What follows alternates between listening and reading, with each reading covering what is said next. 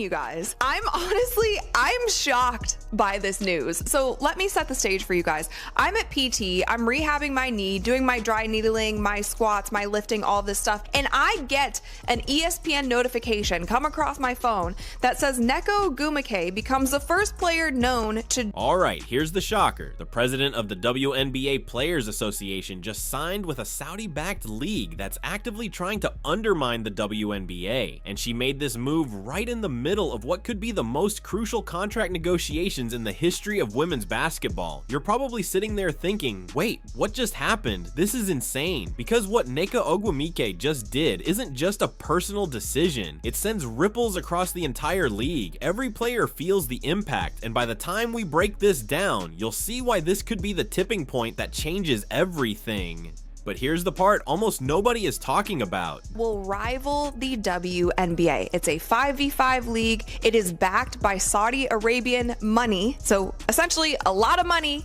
is backing this league. It's in Europe and Asia. The games will be played overseas for 14 weeks and they want 66 players. And the very first one to be announced is... Did you catch that? Rival the WNBA. Not support it, not collaborate with it, rival it. And here's the kicker. We're talking about Saudi Arabian money.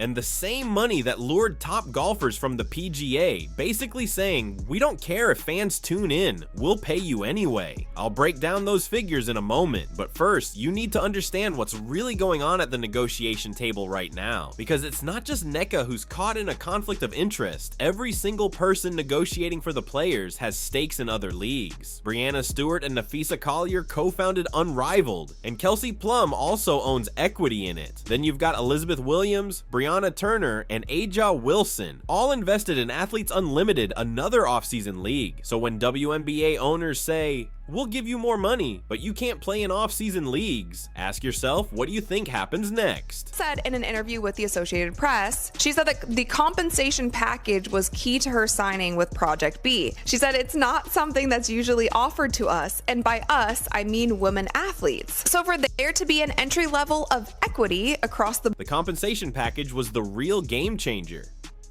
They threw money at her that the WNBA simply couldn't touch.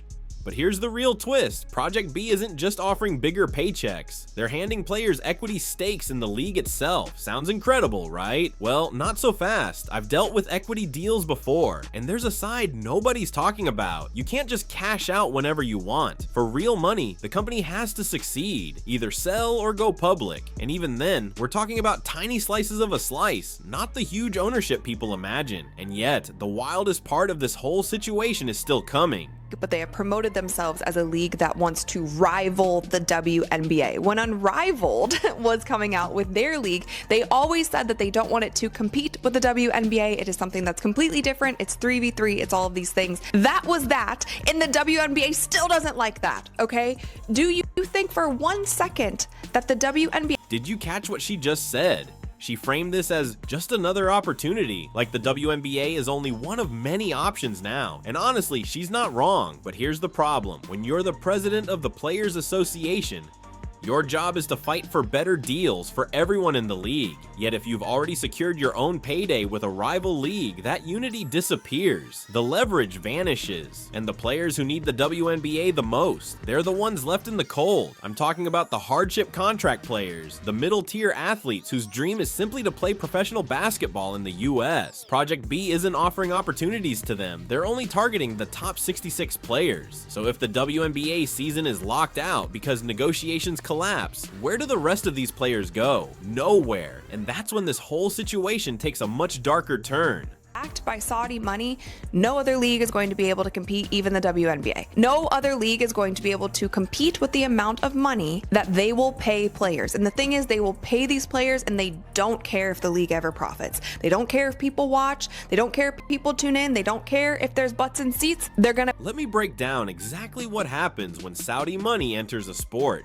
Take Live Golf versus the PGA Tour as an example. In 2024, The average viewership for PGA Tour final rounds was 2.66 million, Live Golf 385,000. Looking at Sunday's head-to-head, the PGA Tour pulled in 3.1 million viewers, while the best-rated Live Golf event of the year didn't even hit 500,000. And yet, here's the shocking part. Live Golf players are making far more money than PGA Tour players. Why? Because Saudi Arabia doesn't care about ratings, profits, or whether anyone actually watches. This isn't about the game.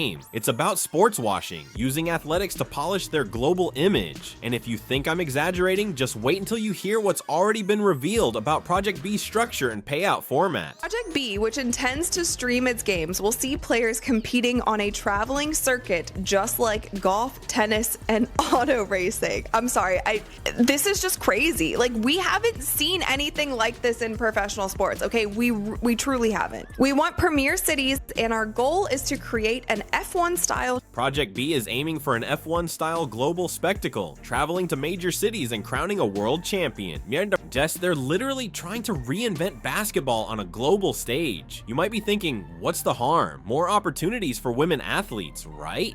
Here's the catch. Splitting the sport across multiple leagues dilutes the game itself. The WNBA just had its biggest season ever. Record viewership, record attendance. Caitlin Clark and Angel Reese brought millions of new fans. The momentum was unbelievable. Now, fans are forced to pick and choose between the WNBA, Unrivaled, Athletes Unlimited, and Project B. The casual viewer who just started tuning in, they won't follow 4 different leagues. They disappear. And behind all this, something far darker is unfolding, and nobody's talking about it. Way in hell that they can keep that momentum going to a different league, especially a league that is going to be overseas.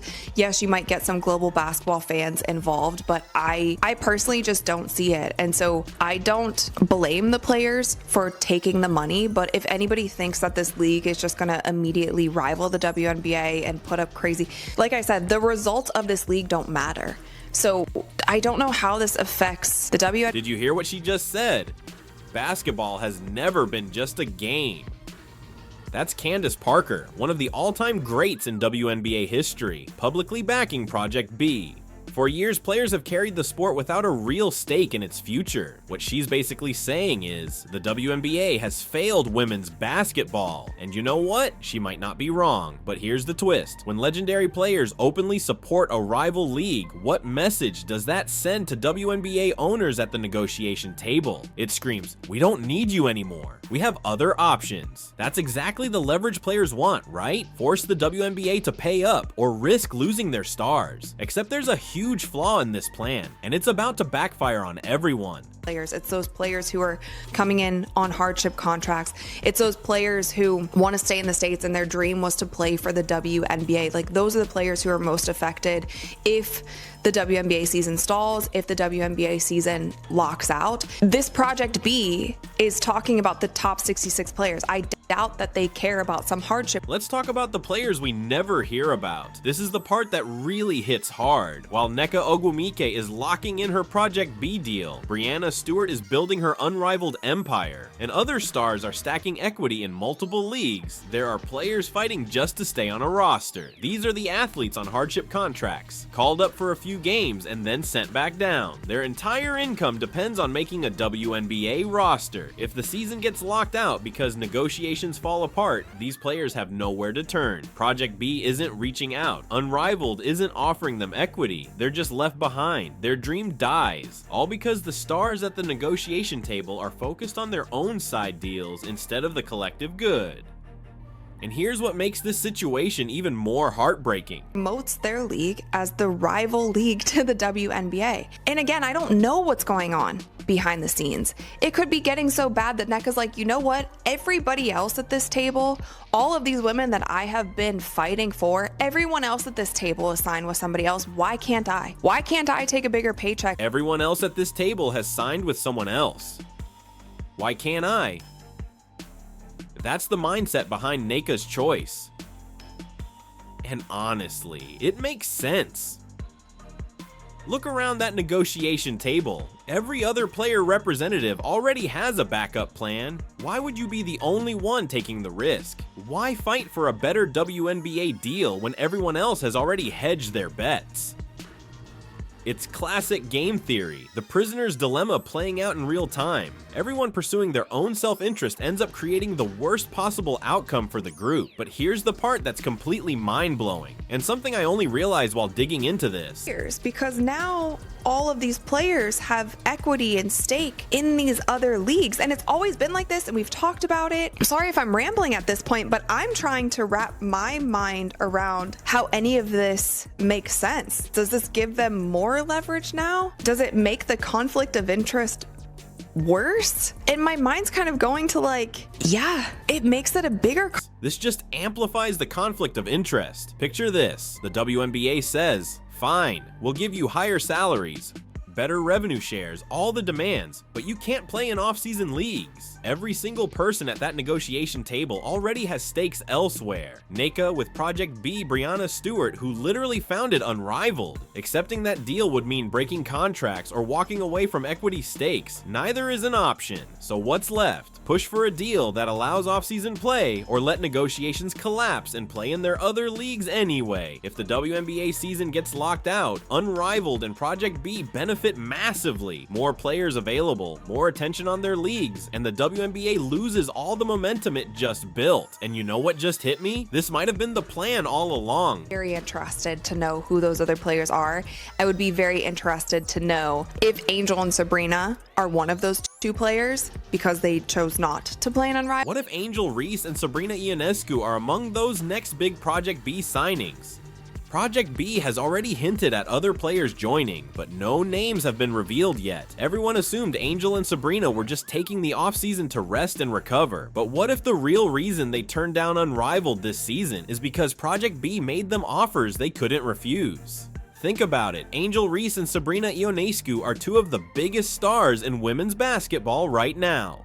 If Project B lands them, along with anyone else they've signed, the landscape shifts instantly. A Saudi-backed league with nearly unlimited money can outspend both the WNBA and Unrivaled. And once the top-tier players start leaving, the dominoes fall fast. Here's where it gets really worrying. Look at what happened with LIV Golf. The PGA Tour pushed back hard, banning LIV players from events and framing them as a threat to the integrity of the sport. Sure, the players got paid, but their legacies took a hit. Fans turned on them, they were accused of selling out to a regime with a horrific human rights record. Now, women's basketball is facing a similar reckoning. Saudi Arabia isn't backing Project B out of the goodness of their heart. This is sports washing, using women's empowerment as a PR tool, while women in Saudi Arabia still face systemic oppression. Players who sign with Project B will have to answer for that. Every interview, every press conference. How do you justify taking money from a government that restricts women's rights? There's no clean answer. Zoom out for a second and the bigger picture becomes clear. The WNBA just had its breakthrough moment. Record ratings, sold out arenas, major sponsors finally paying attention. This was supposed to secure the league's future. Better TV deals, higher salaries, long-term stability. Instead, the sport is splintering. Multiple leagues competing for the same players, the same attention. Negotiations at a standstill because everyone at the table has conflicting interests. And a Saudi-backed league swoops in to poach the biggest stars with money that dwarfs everything else. This is exactly what happened in boxing. Multiple organizations, multiple champions. Fans couldn't follow who was actually the best. The sport fragmented and lost its mainstream appeal. Women's basketball is heading down the same path. So what happens next? Here's my take. Project B announces more big names. Probably Angel and Sabrina, maybe Aja Wilson, maybe Brianna Stewart. If the Unrivaled conflict continues, WNBA negotiations drag on for months. Players get frustrated. Some start publicly criticizing the league. The 2025 season starts late, or maybe not at all. Casual fans who just discovered the sport last year, they move on. The momentum disappears. Meanwhile, Project B plays their games in Europe and Asia to small crowds and low TV ratings, but they don't care. This was never about building a sustainable league. It's about sports washing and global influence. The WNBA survives, but it's weakened. The breakthrough moment is gone.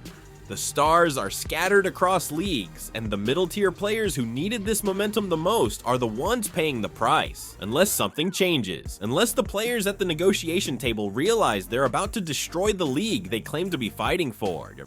unless they see that short-term money from Saudi Arabia isn't worth fragmenting the sport. Here's the truth, the WNBA is the only league that really matters long-term. It has history, legacy, and a foundation built over decades. Unrivaled might be fun, athletes. Unlimited might offer opportunities. But Project B, it's a mirage. Saudi money dries up the moment they feel they've gained enough PR, and when that happens, players might return, if the WNBA even exists. This is the biggest story in women's basketball that nobody is fully grasping yet. It's not just about Wnba signing with Project B, it's about the future of the entire sport. Whether women's basketball capitalizes on its breakthrough moment or fractures into irrelevance. Whether players can set aside personal gain for the collective good. Right now, it's not looking good. Musel.